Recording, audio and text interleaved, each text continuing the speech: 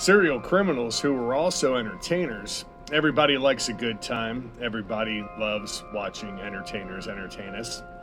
And some of the worst people in history also had to have some talents, I guess you could say, like Charles Manson. He was an evil mother sucker, but he apparently was a pretty good musician. This one here is, you would think, James Brown, but I'm going to tell you a little story, if you can see this. Quotations. James Brown sold out Florida with a kidnapped Aretha Franklin. Mary Jane Jones should have stuck to singing gospel. She never could have reached the stardom that she actually did. She was kicked out of her church for singing the devil's music. She moonlighted as an in-house entertainer for a small nightclub under the stage name Vicki Jones. Her powerful renditions of contemporary soul attracted the attention of Lavelle Hardy. Hardy was somewhat famous in his own right because he had a song that actually peaked at number 42 in the Cashbox singles charts. It was called Don't Lose Your Groove.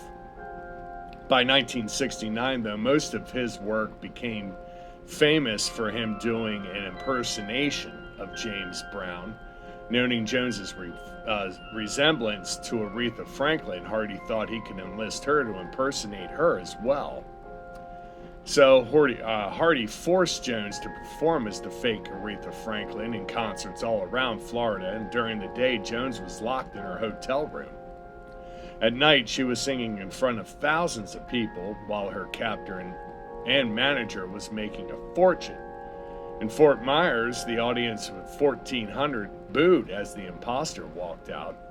Her stirring voice of "Since you've been gone, sweet, sweet baby," put the doubters to shame. As naturally talented as she was, Jones was still not the main name on the ticket. Shortly thereafter, Jones and Hardy were arrested. As a victim of the plot, Jones was released.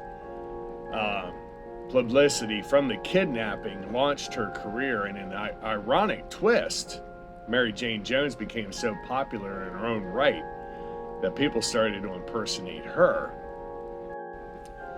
On a side note, both these impersonators were actually caught when the real Aretha Franklin was traveling through Florida and alerted the police of the fact that they were impersonating her and James Brown.